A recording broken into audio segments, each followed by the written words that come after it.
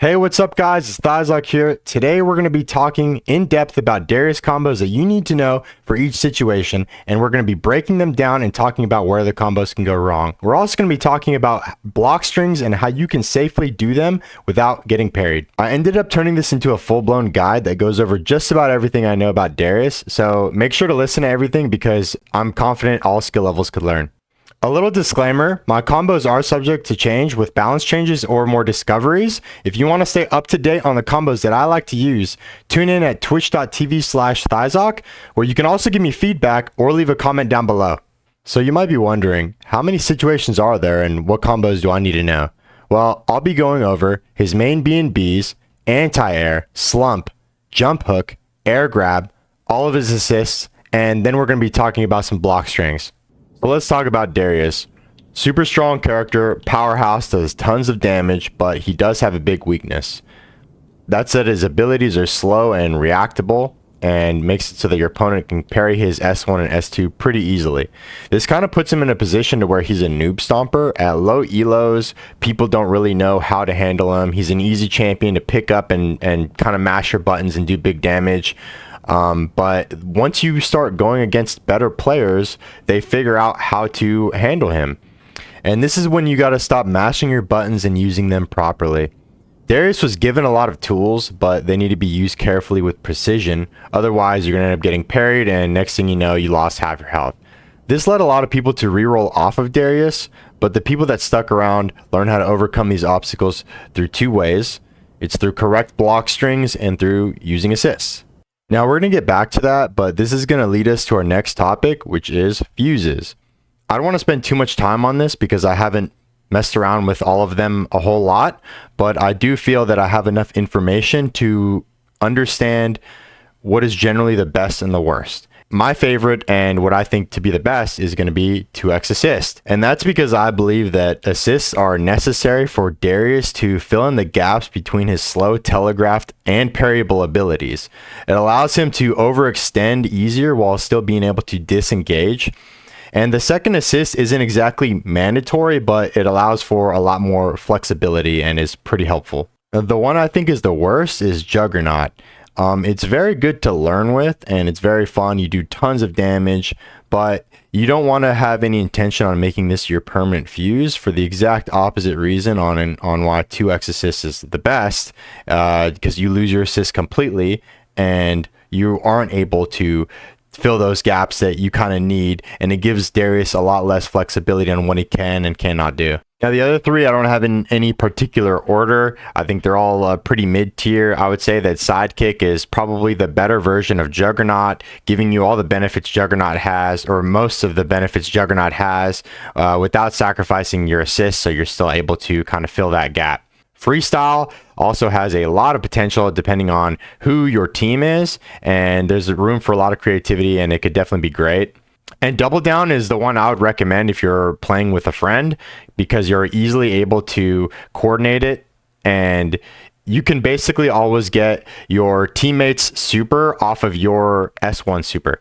Now we're going to talk about some basics, some fundamentals, some do's and don'ts that are really going to help shape your understanding and open up some options when deciding what decisions you want to make with Darius combos.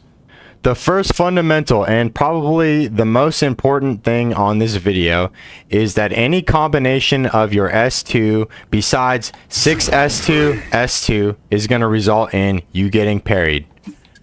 Now we're going to put this on parry so that anything that is going to give room to parry, the bot will parry. So as you can see, S2, S2, parried. Forward S2, forward S2, parried. S2, forward S2, parried. Now, the final one. Forward S2, S2, not parried. And that is the only one that you ever want to do in a block string. If your opponent isn't already blocking, then that's fine, but you probably want to get in the habit of just not doing that, because that way if you're just kind of mashing and you throw that out there, then there's a high chance that it will get parried. There have been times, and I remember a time specifically, I fought a guy 9 games, and out of all 9 games I messed up the combination one time, and guess what? it got parried. So you really want to just drop that habit and stop mashing your S2 button and be very careful when using it. So the next fundamental we're going to talk about is going to be regarding Darius's S1. Now this is another one of Darius's most commonly parried abilities, and I don't mean his down S1, I don't mean his jump S1, I specifically mean his S1. Now here's what the fundamental is. Do not use S1 on an opponent that is not airborne without an assist. Now what do I mean by not airborne? For example, if you're in the middle of a combo and you forward heavy them, you can grab them and there's nothing they can do. They can't block it. They can't parry it. But if they are on the ground and or blocking or even not blocking, as you can see, I have this set to block after first hit, right? I'm hitting him, he blocks it. Now what that means is there will always be a big enough gap between hits so that the S1 will be blocked or even worse, parried. So if we set this to always and we have parry on, it's parried.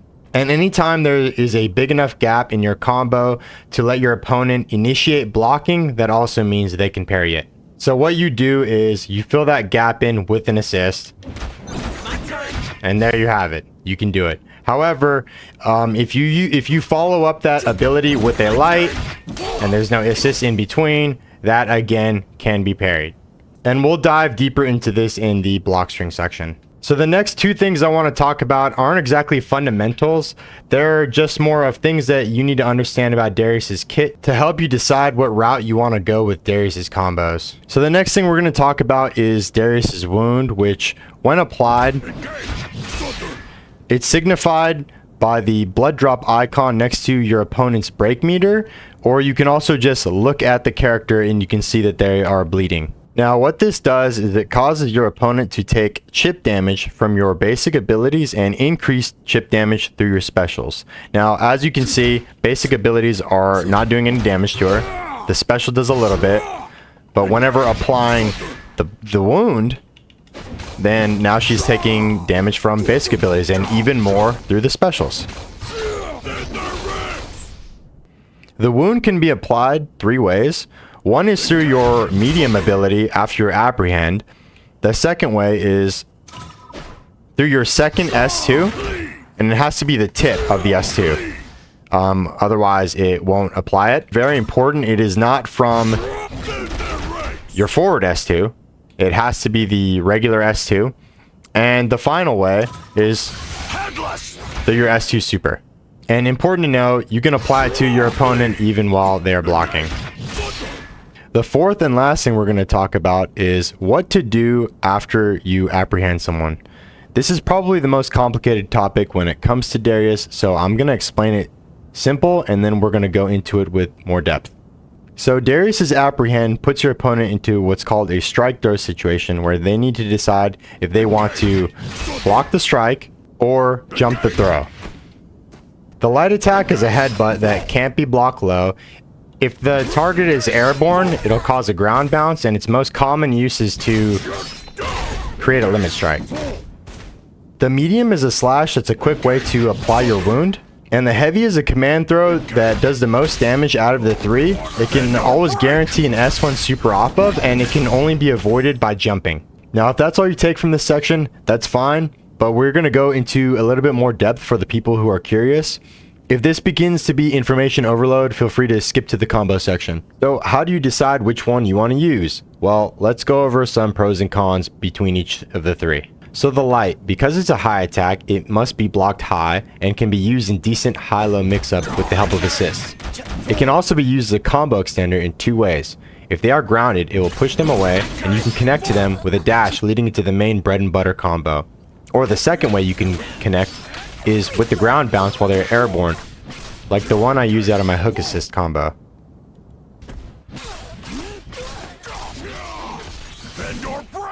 It can also be used as an ender to create a limit strike, which you can time an Oki frame kill with your S2. A limit strike is when you reach the maximum limit of reactions in a combo, which is 2, or 3 if you involve your assist partner, which leads to a dead end in your combo. Why you'd want to do this is because it gives you about half a bar of super and 1/5 of your break meter. An Oki frame kill is when you use an ability to track the time your opponent takes to be ready to be attacked. It's not perfect, but it's pretty close. Now let's talk about some of its disadvantages. The light attack is the least damage route. You can't S1 super off of it, and probably its biggest weakness is that it's slower than your medium slash, which makes it more difficult to use in a block string since it leaves a gap. More on this on the block string section. The medium does slightly more damage than the light. You can also super off of it if you make them airborne. But the real reason you want to use this is because it's a lot faster than the Skull Bash and they can't parry it, and it's easier to use in block strings, and also just to apply the bleed. The reason why I mentioned the opponent being airborne is because if they're not airborne, then they just instantly recover. You can't super off it, you can't combo off of it, nothing. You just apply the bleed and you're done. You can combo off of it with the help of an assist though. If you're actually going for the most damage though, you're going to want to do the heavy. It does both the most damage before and it lets you super after. The downsides with it is you can't use it as a buffered ability when you tag off. As you can see, he missed. And there's not really any additional benefits to it. No limit strike, no bleed. Now what a lot of you probably came here for, the combo section. Combos really have two stages. Knowing the button combinations and then knowing the timings on when to press the button combinations. So the way we're going to go over these is I'm going to show you guys the full combos with the notation, and then we're going to go back and break down where the combos can go wrong that I believe require a little bit of timing and explanation. We are going to start off by talking about the two main bread and butter combos that I like to use. The first one is way easier than the second and does about 25 to 27 less damage depending on if they already have the wound. And this is also going to lead us into talking about our air hook and slump combos. The slump combos are important because the hard combo can use either of the endings, which one is a lot easier than the other, and we'll talk about that. So the first one. Medium heavy, down S1, dash, medium heavy, forward heavy, S1 into any of the enders. Really easy combo, but there is one room for a mistake.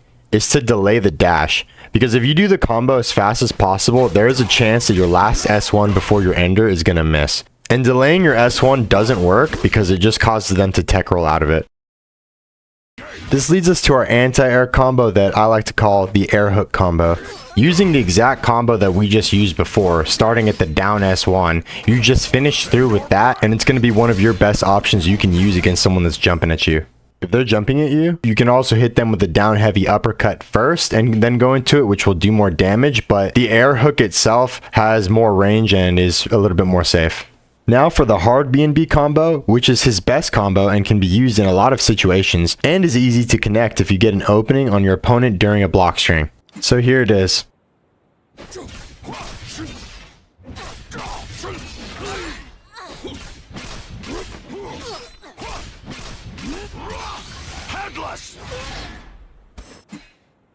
There are several spots in this combo that require a little bit of attention. The first is the medium connector after the first forward S2. The second is the medium connector while your opponent is slumped. And the third is the jump S1 with everything that follows after it.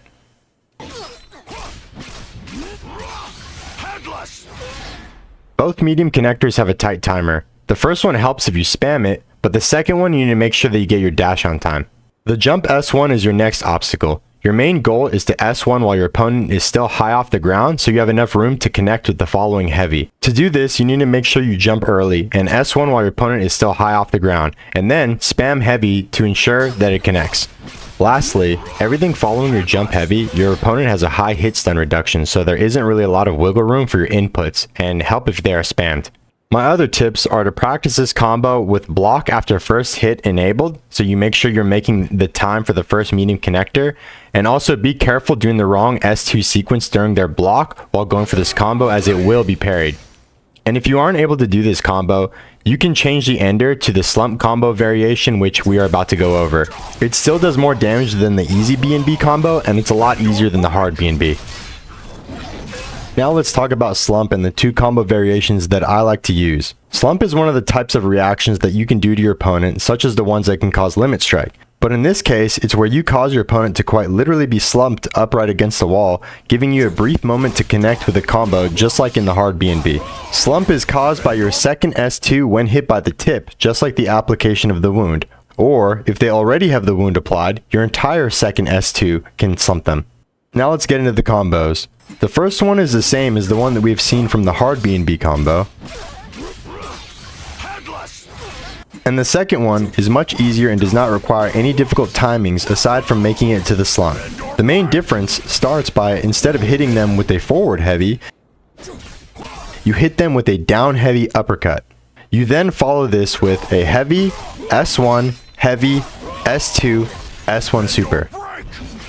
Next, we're going to talk about the jump hook combo, where you can use apprehend to zone people off. It offers strong defensive pressure in neutral and can easily be one of your go-tos. The main thing to talk about here is that you want to make sure that you do your S1 when you're high enough in the air to be able to land that jump heavy. It's helpful if you spam your heavy since there is a tight timer on the jump heavy out of your S1. However, if you are low, you can connect with a medium similar to how we do in the air throw combo. The air throw combo is very similar to the jump hook, but you use a medium instead of a heavy after the S1, and you add a down heavy uppercut before you slam them down with the S1.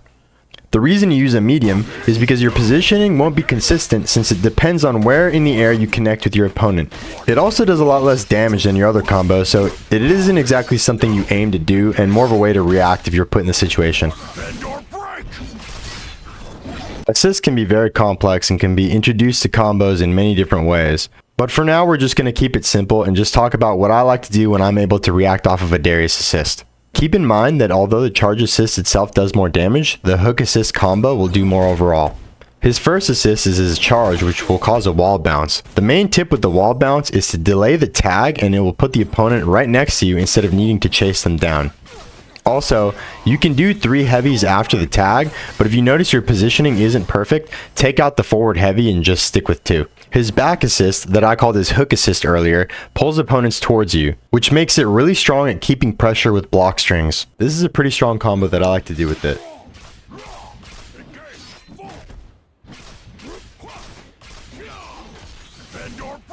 The only thing that I find notable to say about this is that if you just call Darius in for the assist, you have less time to react than if you're able to actually assist off of one of your partner's combos that will cause him to be airborne rather than just stun locked. Tag launcher is your last assist that's universal, and what I like to do with Darius is instantly do a charged heavy, which will cause a wall bounce, into a knock up with his down S2 into an S2 super. Okay, block strings. Like we talked about earlier, Darius has slow telegraphed abilities that are part of his main core, and to fill the gaps and turn these into good block strings, you need assists. There are 2 main block strings that I like to do with Darius on point. His first is similar to what you would do in what I was calling his hard B&B combo. And with the help of assists, you can connect this into a second round of them. If you break their block with this, you can go straight into the B&B combo. Your other block string involves your S1 apprehend. Like mentioned before, you never want to throw your grounded S1 without an assist. And that's because without one, there will always be a gap, causing it to be blockable and parryable. However, with an assist, if you hit them, then you're guaranteed to follow up with the hook with one of your 3 abilities, and if you're blocked, you can still safely go into a block string. My favorite thing to do personally is to do an assist cross-up and buffer one of Darius' abilities.